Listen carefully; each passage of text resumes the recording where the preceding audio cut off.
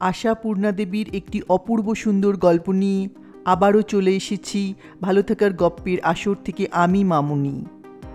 ভালো থাকার গপ্পের আসরে আপনাদের সকলকে জানাই সাদর আমন্ত্রণ। নমস্কার বন্ধুরা, আমি মামুনি আজ আপনাদের পাঠ করে শোনাব আশাপূর্ণা দেবীর শোলার ফুল। মালাটায় হাত দিয়ে শিউরে হাত সরিয়ে নিলাম। শুকনো খড়খড়ে অদ্ভুত একটা রসশূন্যতা। মালাটা যেন প্রাণহীনতার আর রসহীনতার এক কায়াময় রূপ, অথচ দূর থেকে ও রূপ লাবণ্যে মুগ্ধ হয়েই এতদূর এগিয়ে এসেছিলাম। এসেছি একটা মহিলা সমিতির শিল্প প্রদর্শনীতে। করবী বলেছিল, নিশ্চয়ই এসো, ওখানে আমার দেখা পাবে। আমি একটি মাটির পুতুলের স্টল খুলব। এসে দেখলাম করবী তখনও এসে উঠতে পারেনি, পরে আসবে। ততক্ষণে স্টল আগলাচ্ছে ওর ছোট বোন সুরভি। আমাকে দেখে উচ্ছ্বাসিত হয়ে বলল, আপনি এসেছেন শক্তিদা, ভালো হয়েছে। সমিতির মেয়েদের কাজ দেখুন। পুতুলগুলোর থেকে দু একটা তুলে নিয়ে ঘুরিয়ে ফিরিয়ে দেখি। কালীঘাটের বেনে পুতুলের মতো ঢিবি ঢিবি পুতুল, তেমনি ঢিবি ঢিবি ঘোড়া, গরু, বেড়াল ইত্যাদি। এসব নাকি আমাদের প্রাচীন শিল্পের অনুকৃতি। ভালো পরিকল্পনা, পুরনো ঐতিহ্যকে উদ্ধার করার চেষ্টা। একটা ঘোড়া তুলে নিয়ে বললাম, কত দাম এর? শুনতে আশা করেছিলাম 4 পয়সা। সুরভি অবজ্ঞার সুরে বলল, ঘোড়া? ওগুলো 2.5 টাকা করে। এই শিম্পাঞ্জি পেপারওয়েটগুলো হচ্ছে সবচেয়ে ভালো, 10 টাকা জোড়া। শুধু একটা বিক্রি হবে না। মনে মনে বললাম, একটাও বিক্রি হবে না। মুখে বলতে হলো, তাই কখনো হয়? জোড়া ভাঙতে আছে, অমন কাজটি করো না, শিম্পাঞ্জির অভিশাপ লাগবে। সুরভি তো হেসেই কুটোকুটি। মনে মনে বলি, হে ঐতিহ্য, হে মৃত্তিকা, তুমি কল্পনার স্বর্গেই বিরাজ করো। আমাদের ঘরের ছেলে মেয়েদের খেলার রাজ্যে অক্ষয় হোক প্লাস্টিক। সুরভি বলল, শক্তিদা, দিদি না আসা পর্যন্ত তো স্টল ছেড়ে যেতে পারবো না। তা নইলে আপনাকে সব দেখিয়ে দিতাম। ততক্ষণ আপনি দেখুন না ঘুরে ফিরে। বেচারি অবোধ কিশোরী ভেবেছে পথপ্রদর্শকের সেই গুরু দায়িত্বভার ওর দিদি ওকে দিয়ে নিশ্চিত হতে পারবে। ভাবি, স্টল ছেড়ে ওঠার আশা তুমি ছাড়ো সুরভি। তোমার দিদি অনেক বলে কয়ে নিমন্ত্রণ করে এনেছে আমাকে। বলি, আচ্ছা, তুমি নিজে কি কি করেছো পরে ভালো করে দেখতে হবে। ভাবি শালি, একটু পিঠ চাপড়ে রাখা ভালো। প্রদর্শনীর মাঠের জমিটা কম নয়, খানিকটা তফাতে তফাতেই এক একটি স্টল। কোনো বদান্য ব্যক্তির বদান্যতা আছে বোধহয় এর মধ্যে। খরচ তো কম হয় না এসব ব্যাপারে। ঘুরতে ঘুরতে শুধুই যে পা দুখানা ক্লান্ত হয়ে উঠল তা নয়, শিল্প নিদর্শনের একঘেয়েমি দেখতে দেখতে চোখ দুটো যেন ক্লান্ত হয়ে পড়েছে। হাতের কাজের মধ্যে না আছে বিশেষ কোনো বৈচিত্র্য, না আছে নতুন কোনো উদ্ভাবন। সেই এমব্রয়ডারি আর পশমের প্যাটার্ন, সেই ন্যাকড়ার পুতুল আর কাগজের মণ্ডের খেলনা, সেই কোথাও চামড়ার গায়ে কারুকার্যের নমুনা, কোথাও বা 4টি বাটিকের কাজের নমুনা। খেলনা পুতুল, ভ্যানিটি ব্যাগ, কুশন, ওয়ার, পর্দা, টেবিল ক্লথ, এই পর্যন্ত। সেলাইয়ের রাজ্যে শুধু ফ্রক আর সেমিজ ব্লাউজ, কোট প্যান্ট, শার্ট, পাঞ্জাবির চিহ্নমাত্র নেই। যদিও স্টলটা কাটিংয়ের। সমিতিটা যে নির্ভেজাল নারী সমিতি তাতে আর সন্দেহ রইল না।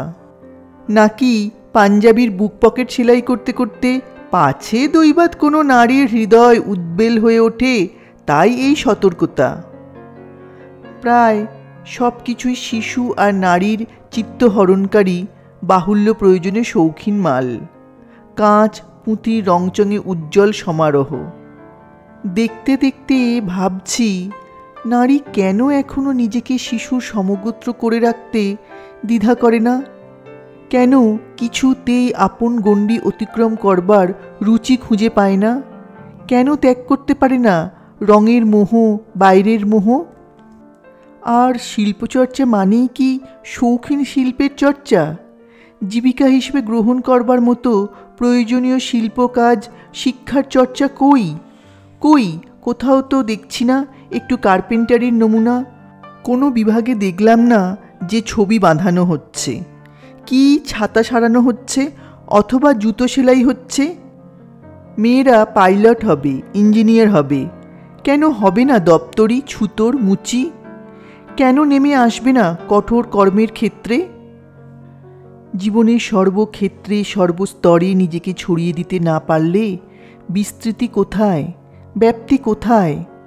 ফুলদানিতে সাজানো তোড়ার মতো গুটি কয়েক ব্যতিক্রম দিয়ে সমাজ জীবনের একটু শোভা বৃদ্ধি, অগ্রসর রাষ্ট্রের নিরপেক্ষ দৃষ্টির নমুনাস্বরূপ কয়েকটা চোখ ধানানো দৃশ্য, এইতেই সব হবে?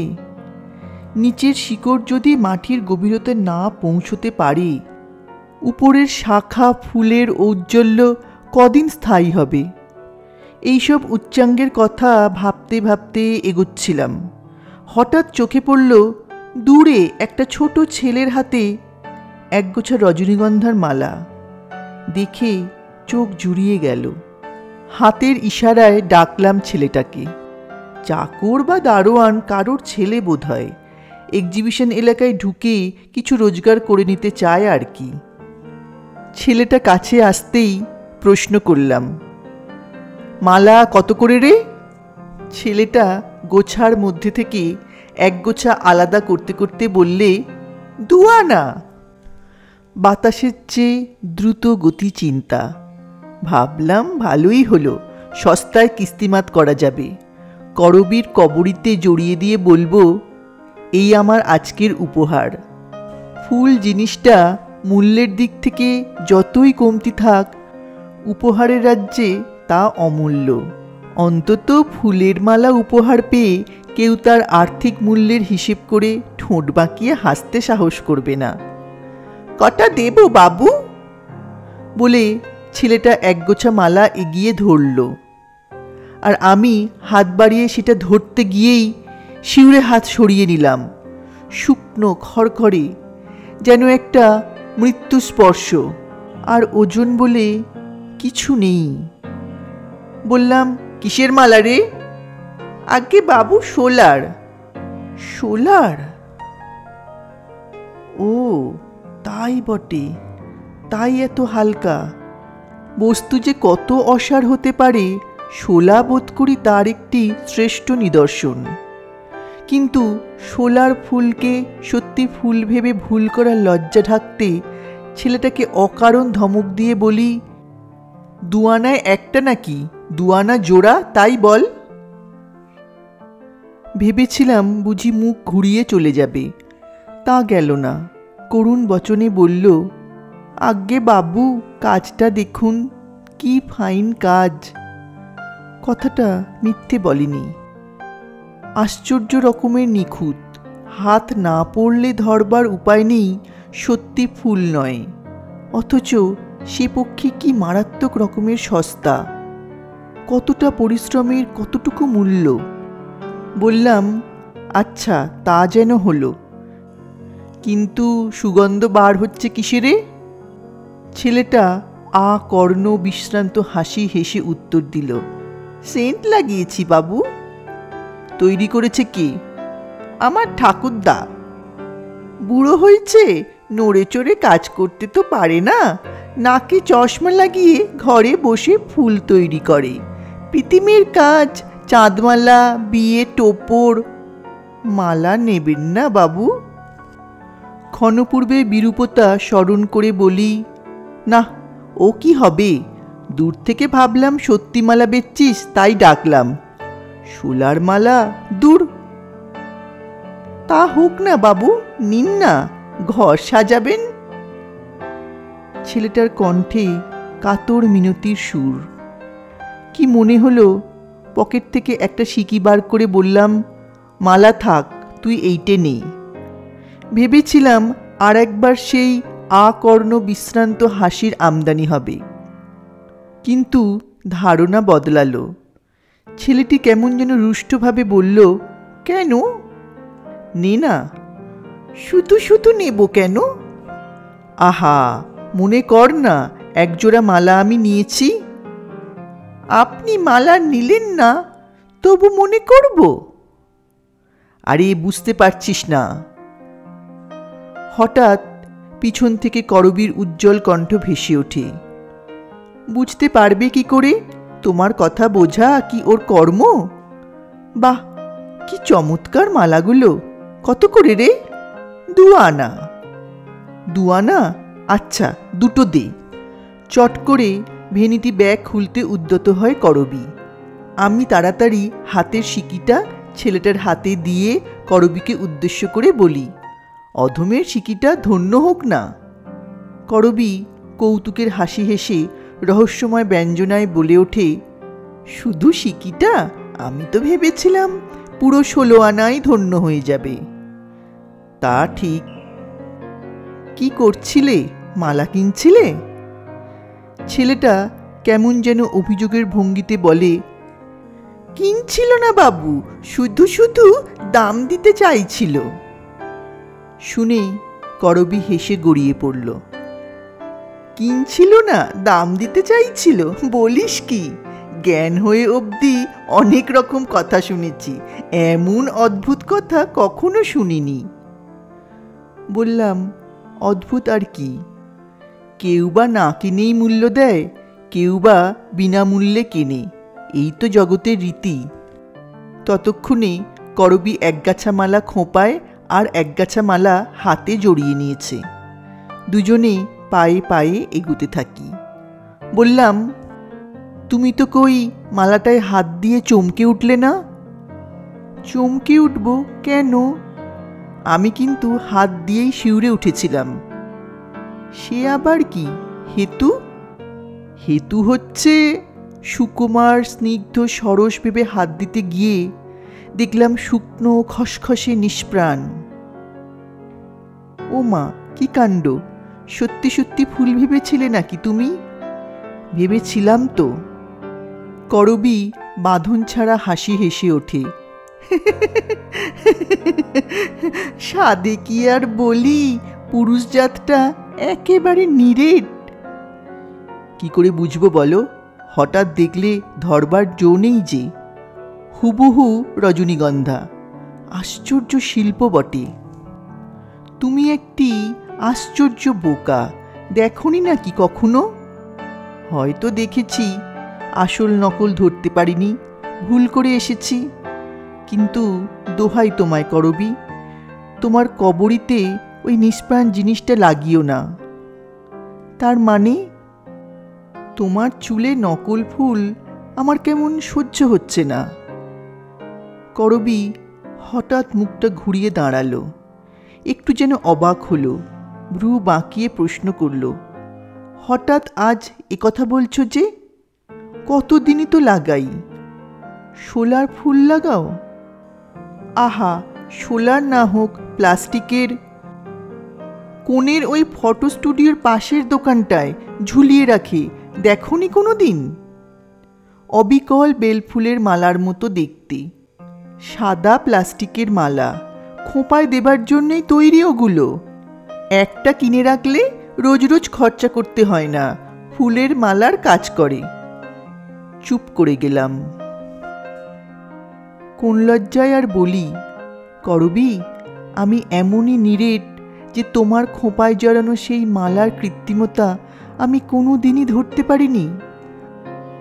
মাঝে মাঝে যখনই তোমাকে এই বিশেষ প্রসাধনটি করতে দেখেছি, এই ভেবে পুলকিত হয়েছি যে আমার রুচির সঙ্গে তোমার রুচির মিল আছে।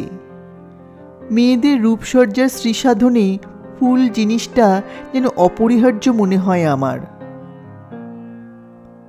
হাতের মালাটা নাড়াচাড়া করতে করতে করবী বললে, এটা সুরভির জন্য কিনলাম। তবুও চুপ করেই হাঁটতে থাকি।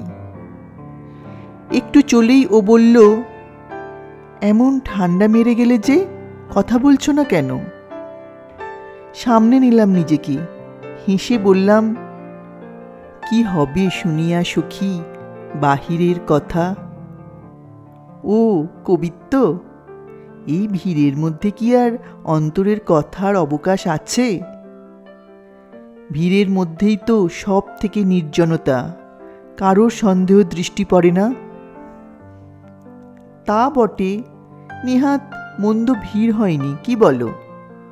উফ, এই এক্সিবিশনের জন্যে কম খাটতে হয়েছে। চলো না, সব দেখাই তোমাকে। সব দেখা হয়ে গেছে। হয়ে গেছে? কতক্ষণ এসেছ? অনেকক্ষণ, 6টায় আসতে বলেছিলে তুমি। করবী আফসোসের সুরে বলে, তা ঠিক, আমার এই যে ভীষণ দেরি হয়ে গেল। আচ্ছা এসো, একটু চা খাওয়াই। বললাম, সুরভি কিন্তু তোমার আসার পথ চেয়ে বসে আছে। ও তাই তো, বেশ, ওকে একবার বলে আসি। পুতুলগুলো দেখেছ? পুতুল গিন্নি, শিম্পাঞ্জি দম্পতি, ষষ্ঠীর বেড়াল, সত্যপীরের ঘোড়া সব দেখেছি। করবী হেসে ওঠে, এত কথা জোগায় তোমার? কি ফাইন হয়েছে বলো দেখি। ভারতীয় শিল্পের পুনরুদ্ধার করা হচ্ছে, বুঝলে মশাই। ঠিক সেকেলে পুতুলের মতো হয়নি, কিছু কিছু ডাইস আমি করে দিয়েছি। কথা কইতে কইতে এসে পড়লাম এদিকে, কিন্তু ভারী কুণ্ঠিত লাগছে। এখানে এসে মনে হচ্ছে যেন অনধিকার প্রবেশ করেছি। রাজ্যটা একেবারে প্রমিলার। পুরুষের সংখ্যা বিরল বললেই হয়, একটি পুরুষ তো 10টি নারী ও শিশু। বললাম, পালাই করবী, বড় অস্বস্তি লাগছে। অস্বস্তি? করবী যেন শখ খেল। এত কৌশল করে তোমায় আনলাম, গার্জেনদের তীক্ষ্ণ দৃষ্টির বাইরে বেশ কিছুক্ষণ গল্প করবার সুযোগ পাবো বলে, আর অস্বস্তি হচ্ছে তোমার? মানে কি জানো, বড্ড মহিলা সমাগম হচ্ছে। হচ্ছে তার কি? পুরুষের প্রবেশ নিষেধ নেই যখন, তখন ভয়টা কি? ভয় কে বলল? অস্বস্তি। তা অস্বস্তি মানেই ভয়। আমার সমস্ত বন্ধুরা উৎসুক হয়ে রয়েছে তোমাকে দেখবে বলে, আর তুমি পালাবে? আমাকে দেখবে? কি সর্বনাশ! বলো কি, সব্বাইকে বলে রেখেছ নাকি? করবী পরম আত্মস্থভাবে বলে, নিশ্চয়ই বলবো না। কি নিধিটি আবিষ্কার করেছি, দেখাবো না ওদের? গম্ভীর হয়ে গিয়ে বলি, দেখতে টিকিট ধার্য করেছো বোধহয়? অতটা নয়, হাসতে থাকে করবী। শুধু কৌতূহল মিটিয়ে দেওয়া আর ওদের একটু ঈর্ষা বৃদ্ধি করানো। কথায় কথায় এসে পড়লাম সুরভির সামনে। আর দিদিকে দেখেই সুরভি উচ্ছ্বসিত হয়ে বলে ওঠে, দিদি, ভীষণ একটা দাও মারা গেছে। কি ব্যাপার? সহাস্যে প্রশ্ন করে দিদি। একজন মেম ঘোরাঘুরি করছিল, দেখেছ? দেখিনি। কেন, তাকে কিছু গছাতে পেরেছিস বুঝি? সুরভি মাথা দুলিয়ে বলে, শুধু গছানো? হেসেই মরছিস যে, হলো কি? সে এসে তো পুতুল দেখে একেবারে মোহিত, বলে এই হচ্ছে আসল ইন্ডিয়ান আর্ট। আমিও লম্বা একটা জোরালো লেকচার ঝাড়লাম ভারতীয় শিল্প ও সংস্কৃতির ব্যাখ্যা করে। শুনে তো বেদম খুশি।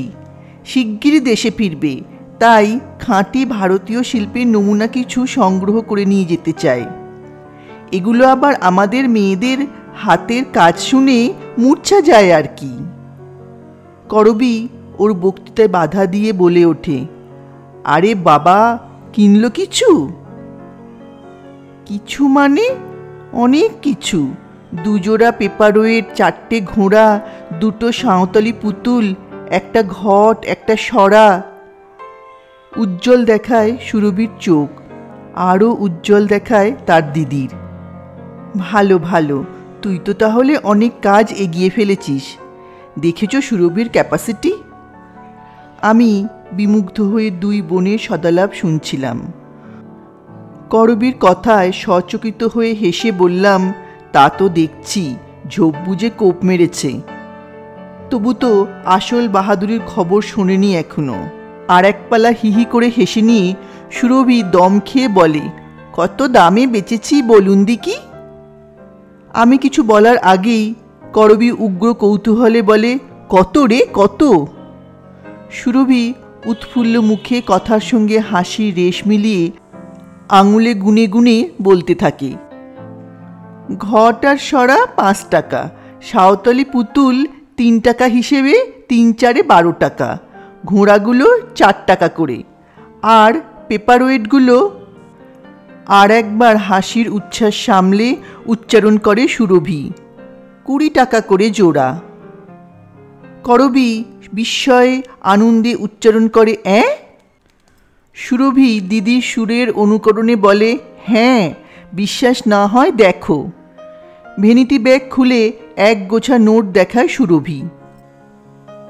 করবী খপ করে নোট কখানা ওর হাত থেকে কেড়ে নিয়ে একবার গুনে নিজের ভ্যানিটি ব্যাগে পুরে বলে, বোকার মতো সমিতিকে আর সবটা দেবার দরকার নেই, তুই ওদের হিসেবটা ঠিক বুঝিয়ে মেমো করে রেখে দে, আর এই নে তোর পুরস্কার।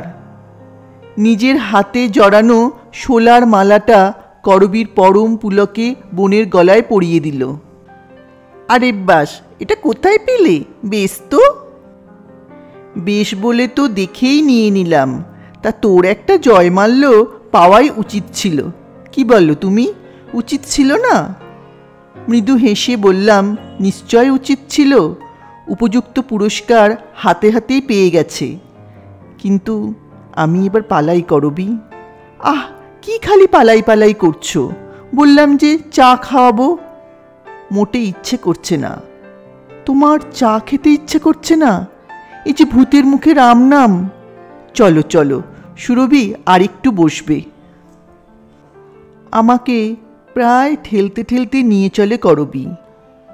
চায়ের স্টল কে দিয়েছে জানো? আমাদের মালতী দি। মজাটা দেখবে না? আর দেখার দরকার কি, কত কি তো দেখা হলো।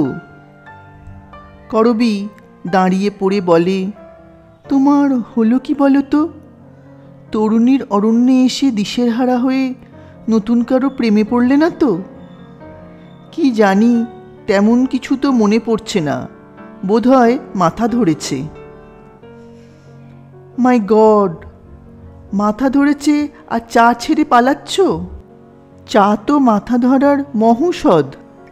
আমার বান্ধবীরা হাঁ করে আছে তোমাকে দেখবার জন্য। তুমি পালালে আমার অপদস্থ হবার আর কি বাকি থাকবে? ওরা বললে, 8 ঘন্টা আটকাতে পারলি না, তবে সারা জীবন আটকে রাখবি কি করে?